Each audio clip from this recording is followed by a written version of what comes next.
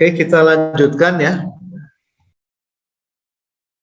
Jadi contoh berikutnya untuk Kalman filter ya. Ini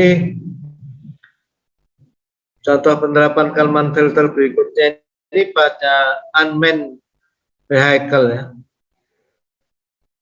Unmanned vehicle itu mobil yang tidak ada awaknya, tidak ada sopirnya. Untuk penentuan posisi itu bisa digunakan 3 sensor ya. Nah ini nanti penting sekali penggunaan sensor yang, jadi yang mau diukur sebenarnya cuma posisi, tapi sensornya sampai 3. Nah ini nanti dalam filtering ini disebut prinsip redundansi. Lebih baik kelebihan ngukur daripada ngukur itu ngepas itu. Karena kalau pengukuran itu terlalu ngepas ya, nanti dia nggak bisa dikonstruksi optimal estimation yang baik. Jadi saya ingin mencoba melihat Kalman filter ini tidak langsung dari mathematical modelingnya ya, tapi karena Anda semua ini adalah engineer ya, belajar untuk bidang studi engineering ya.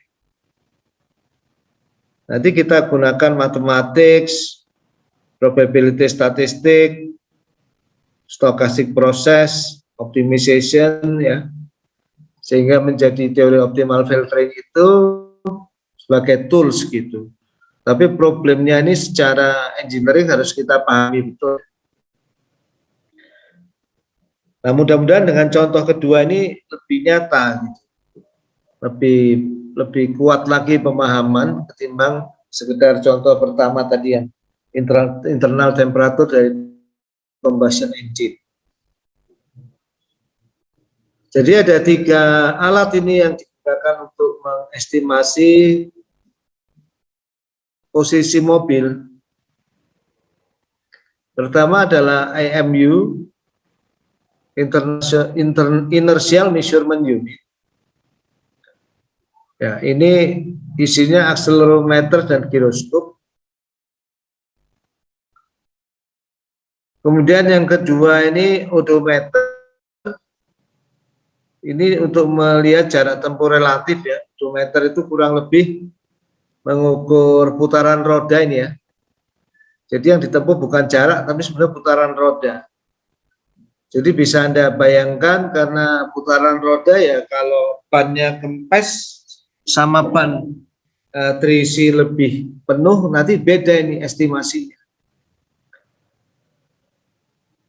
Ya, satu lagi GPS yang lewat satelit ya.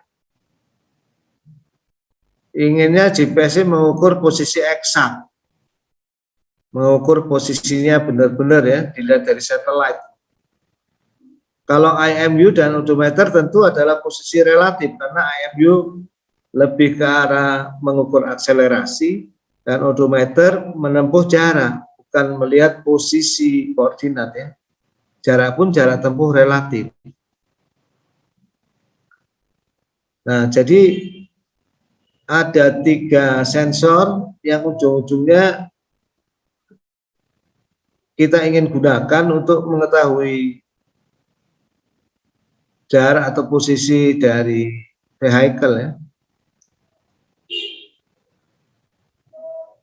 Kenapa ya? GPS itu kadang-kadang nggak bekerja juga, walaupun dia misalnya alat ukur utamanya GPS ya. Misalnya di terowongan yang panjang, sinyal satelitnya nggak bisa nembus ya, sinyal elektromagnetiknya nggak, sinyal GPS-nya nggak bisa nembus, ya blank ya. Maka kalau tidak ada IMU dan odometer pada saat GPS blank, kita nggak dapat informasi apapun tentang posisi dari mobil ya. Misalnya pada saat melewati terowongan.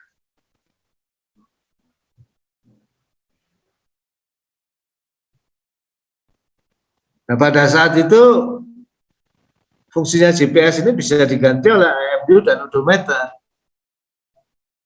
Jadi masing-masing dari 3 alat ukur ini memiliki kelebihan dan kelemahan masing-masing. Tapi ketika digabung ketiga-tiganya itu menjadi lebih powerful. Nah, Kalman filter di sini digunakan untuk mencari optimal estimation dari ketiga alat ukur ini.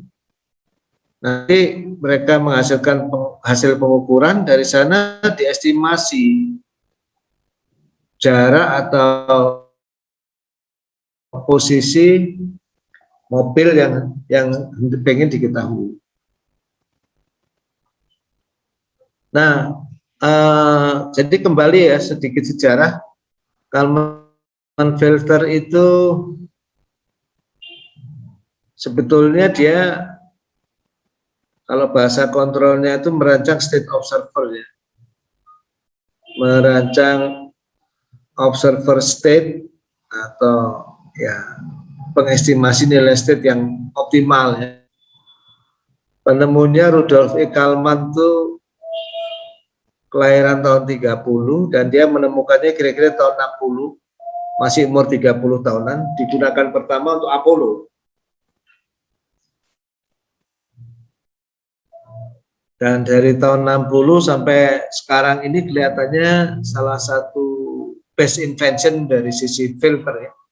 Sehingga popularitas Kalman filter itu luar biasa.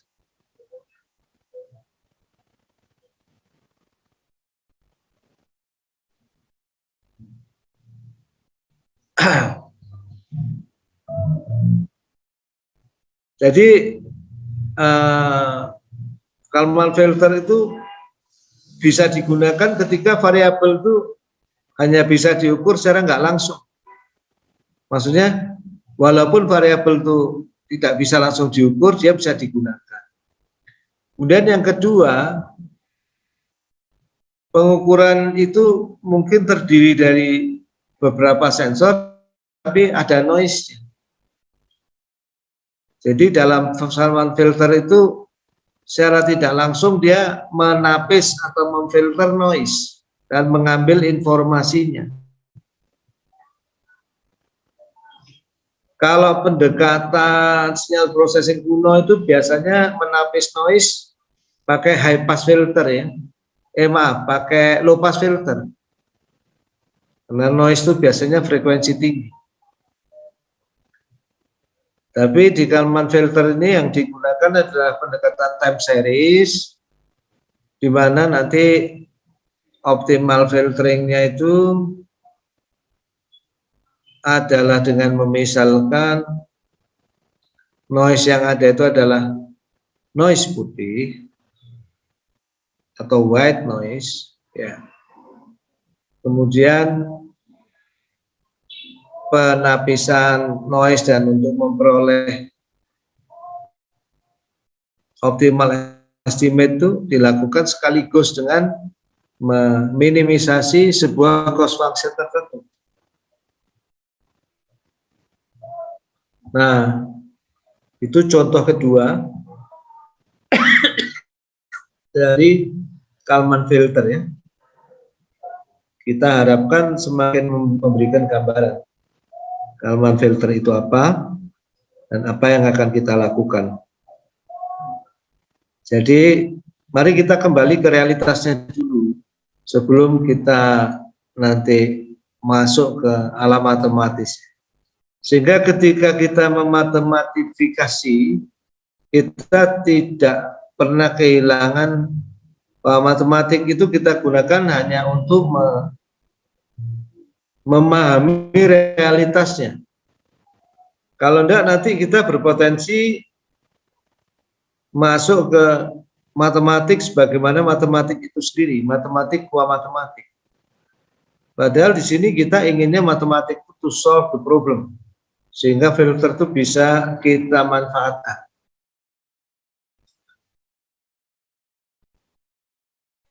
Kalau matematik sebagai matematik itu sendiri, maka Kalman filter yang Anda pelajari berubah menjadi mathematical Kalman filter. Padahal kita inginnya engineering rotate Kalman filter. Kita nggak pengen belajar matematik di sini, tapi engineering, di mana matematik digunakan sebagai tool utama, namun betul-betul bisa diterapkan. Ya,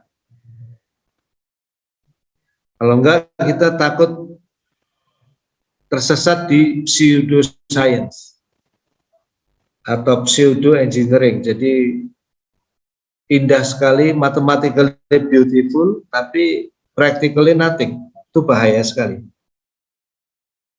Udah capek-capek ngitung, mendesain dan lain-lain, ternyata tidak bisa diaplikasikan.